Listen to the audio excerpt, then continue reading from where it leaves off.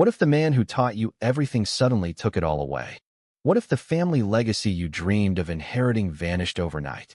And what if the person who bought your dreams was the one you feared telling your deepest secret to? Cruz stood at the floor-to-ceiling window of his small Brooklyn apartment, watching the rain streak down the glass like tears he refused to shed. At 28, he had built a life that looked successful from the outside. Marketing consultant by day, quiet dreamer by night. But inside, the weight of his father's expectations pressed harder than ever.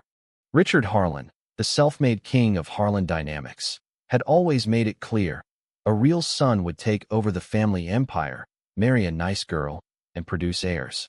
Cruz had never been that son. The phone call came at 7:14 p.m.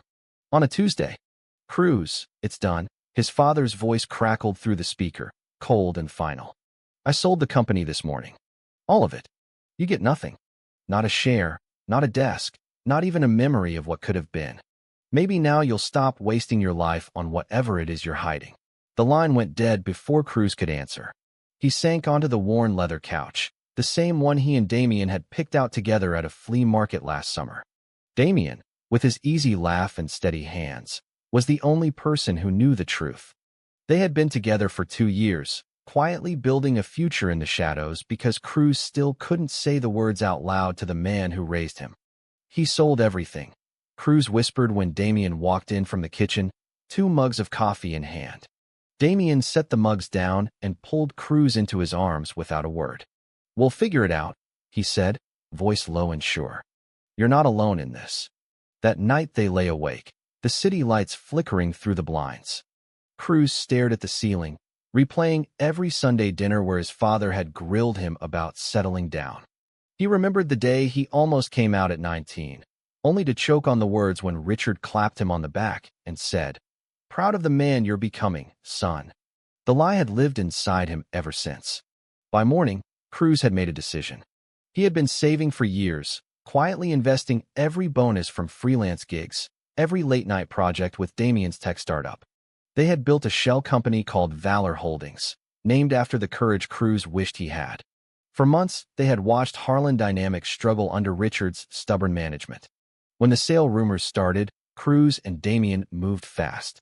They funneled every dollar into an anonymous bid. No one knew. Not even Richard's lawyers suspected the buyer was the son he had just disinherited. 3 weeks later, the papers were signed.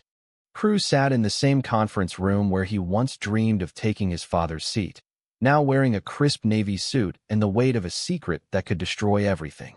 The company was his. Every patent, every client list, every brick of the headquarters in Chicago now belonged to Valor Holdings. To him. He flew back to New York that evening, heart hammering. Damien met him at the airport with flowers and a quiet smile. You did it, Damien said, kissing him right there in the arrivals hall, the kind of kiss that felt like coming home. For the first time, Cruz allowed himself to believe the future might be theirs. But he also knew the storm was only beginning. Richard would find out eventually. And when he did, the man who sold the empire would have to face the buyer he never saw coming. The next morning, Cruz stood on the rooftop of their building, watching the sunrise paint the East River gold. Damien's hand found his. Whatever happens, Damien said, we face it together. Cruz squeezed back, feeling the first crack in the wall he had built around his heart. The journey to claim his legacy had just begun, but the real battle, the one inside himself, was far from over. Richard Harlan stared at the transfer documents spread across his mahogany desk, the same desk his grandfather had carved by hand in 1952. The buyer's name was listed as Valor Holdings LLC, a faceless entity based in Delaware. Smart money, his lawyer had said. They paid top dollar and asked for no drama. Richard should have felt relief. The company was off his hands, the debts cleared, and he could finally retire to the lake house in Wisconsin. Instead, a hollow ache settled in his chest. He thought of Cruz, the boy he had raised alone after his wife died. The boy who had once followed him around the factory floor, eyes wide with wonder. Somewhere along the way that boy had slipped away, replaced by a quiet stranger who dodged family dinners and never brought anyone home. Richard had convinced himself the sale was tough love, an ultimatum to force Cruz to grow up. Now the silence in the empty Chicago penthouse felt like punishment. In New York, Cruz threw himself into the work. He flew to Chicago under a false name, sat in board meetings as the new owner, and quietly restructured departments his father had let stagnate. Damien handled the tech side, upgrading systems at night so no one would notice the changes yet. They stole moments together, late dinners in tiny Italian restaurants, walks along the High Line where Damien would slip his hand into Cruz's coat pocket. "You're glowing," Damien teased one evening. "Owning an empire suits you." But the glow dimmed every time Cruz checked his phone. No calls from Richard. No angry texts. Just emptiness. He started therapy in secret, sitting in a small office near Union Square while a gentle therapist named Dr. Pastel helped him unpack years of shame. "You bought the company to prove something," she said softly. "But who are you really trying to prove it to? Your father or yourself?" One weekend, Damien surprised him with tickets to a small theater show in the village. During intermission, under dim lights, Damien turned to him. "I love you, Cruz. All of you. The parts you hide and the parts you're finally showing." Cruz felt tears sting his eyes. For the first time, he said it back without looking away. "I love you too. And I want to stop hiding." That night, they talked until dawn. Damien shared stories of his own coming out years earlier in California, the rejection from his conservative family, the years it took to rebuild. "It doesn't get easier overnight," he said, "but it gets lighter when you let people in." Cruz nodded, already imagining the conversation he dreaded most. Meanwhile, Richard began digging. Something about the buyer's offers felt too familiar, the way they protected legacy employees, the specific patents they valued. He hired a private investigator. The report landed on his desk 2 weeks later. Valor Holdings was registered to one Cruz Harlan. The buyer was his son. Richard sat alone in the dark, whiskey untouched, staring at the photo of a younger Cruz smiling beside him at a company picnic. The realization hit like a freight train. His son, the one he had pushed away, the one he had silently judged for never dating women, was the man who had just bought everything Richard thought he controlled. The empire he sold to punish his son now belonged to the very person he had tried to erase. The private jet touched down at O'Hare at dawn.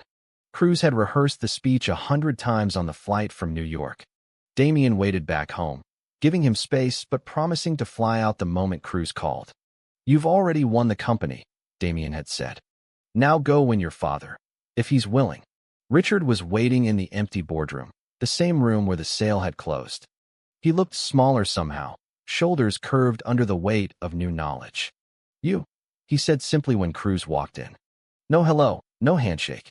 Just that single word heavy with everything unsaid. Cruz set his briefcase down. "Yes, me." He didn't flinch. "I bought it because it was never yours to throw away. It was supposed to be our family's. You tried to take that from me because you couldn't accept who I am." Richard's face tightened. "Who you are? You never gave me the chance to accept anything. You shut me out for years. I shut you out because every time I looked at you I saw the disappointment waiting if I told the truth." Cruz's voice cracked. "I'm gay, Dad. I've always been gay.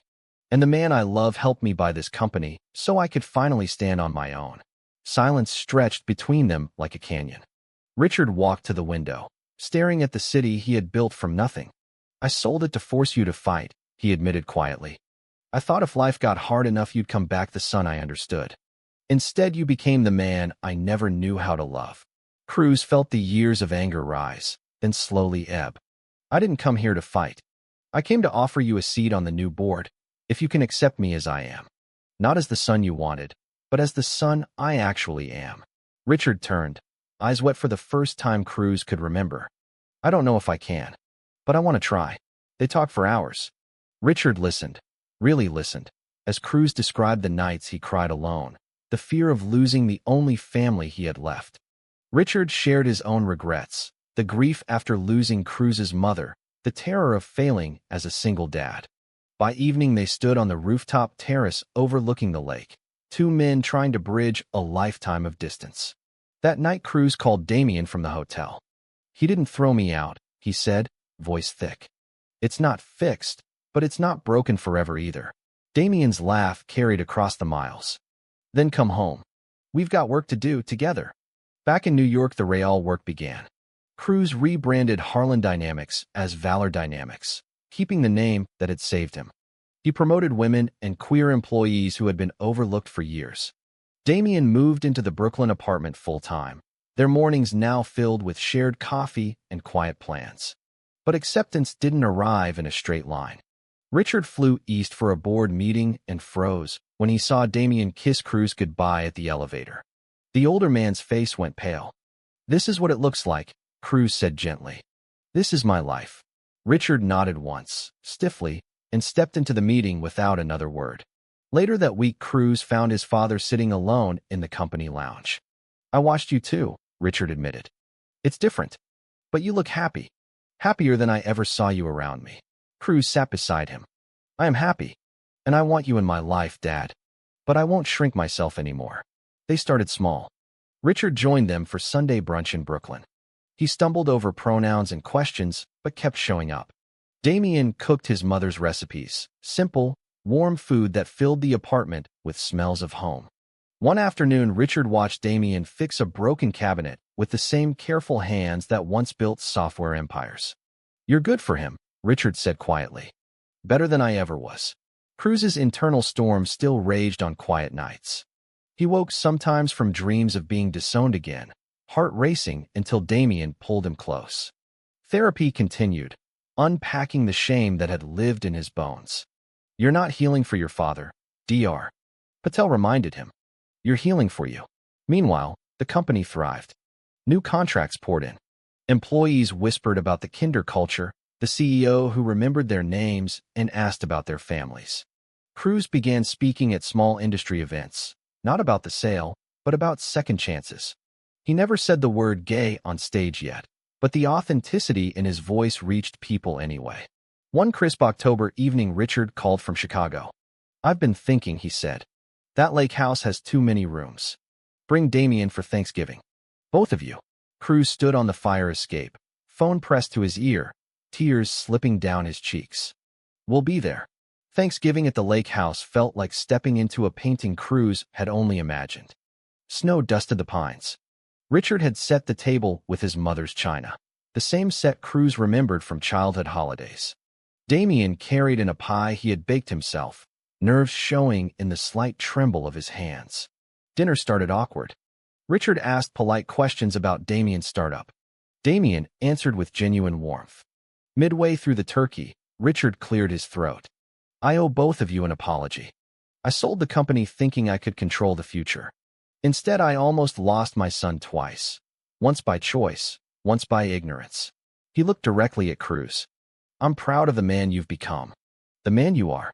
Cruz felt the last chain around his heart loosen. He reached across the table and squeezed his father's hand. "Thank you." Later, while Damien and Richard washed dishes, bonding over football scores, Cruz stood on the dock watching the moon reflect on the water. He thought about the boy who once believed love between men was something to hide. That boy was gone. In his place stood a man who owned his company, his heart, and his truth. The next morning, Richard pulled Cruz aside. "I want to invest in Damien's next project. Not because he's with you, but because he's brilliant. And because family takes care of family." Cruz smiled. "He'll love that." They spent the weekend hiking frozen trails and sharing stories.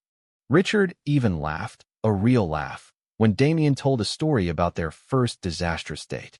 The healing wasn't perfect, but it was real. Back in New York, Cruz and Damien celebrated quietly. They danced in the living room to an old song, slow and close. "We made it," Damien whispered. "Not just the company. Us." Cruz kissed him deeply, the kind of kiss that promised forever. Yet one shadow remained. Richard still struggled with public acknowledgement.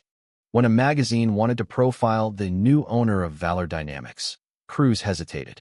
"I'm not ready to be the face of gay CEOs," he told Damien. "Not yet." Spring arrived with cherry blossoms along the Brooklyn streets.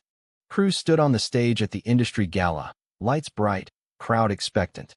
The magazine had run the profile anyway, without the word gay, but with enough truth that whispers followed him. Tonight he would change that. Richard and Damien sat in the front row. His father's hands were clasped tight, but he was there. Damien smiled the steady smile that had carried Cruz through every storm. Cruz stepped to the microphone. 2 years ago, my father sold the family company and left me nothing. He thought he was teaching me a lesson. What he didn't know was that the buyer was me, his gay son. I bought it not to prove I was better, but to prove I deserved to exist as I am. The room hushed. Cameras flashed. Cruz continued, voice steady.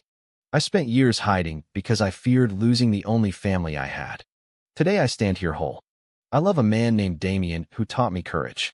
I love a father who is learning to love me back. And I love the company we're building together, not just for profit, but for every person who feels they have to hide. Applause rolled like thunder. Richard stood first, clapping hard, tears shining. Damien joined him, pride glowing in his eyes. Afterward, they celebrated in a quiet rooftop bar. Richard raised a glass. To second chances, he said. And to the son who showed me what real strength looks like. Cruz clinked his glass. To family, the one we're still building.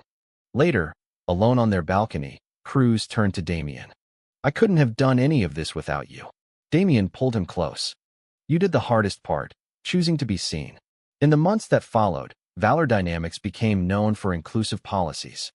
Cruz and Damien moved into a larger apartment with room for Richard's visits. The three men spent weekends fishing on the lake, laughing over old stories and new ones. Cruz still had quiet days when old fears whispered, but now he answered them with truth. He had learned that legacy wasn't about bloodlines or expectations. It was about the courage to live openly, to love fiercely, and to forgive the people who hurt you while they learned how to love you back. The empire his father once sold now stood stronger, built on honesty instead of secrets. And in the heart of it all stood two men who had found each other across every obstacle, and a father who finally understood that the greatest inheritance wasn't a company.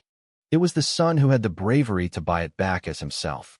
In the end, Cruz realized the deepest truth. Sometimes the person who breaks your world is the same one who helps you rebuild it stronger. Love, when given the chance, doesn't just heal, it transforms everything it touches. This story taught me that family isn't defined by perfection, but by the willingness to keep showing up. Cruz's journey reminds us that hiding who we are only delays the freedom waiting on the other side of truth.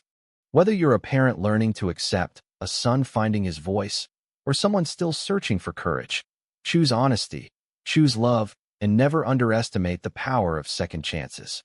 The legacy that matters most is the one we leave in the hearts of those we finally let see us completely.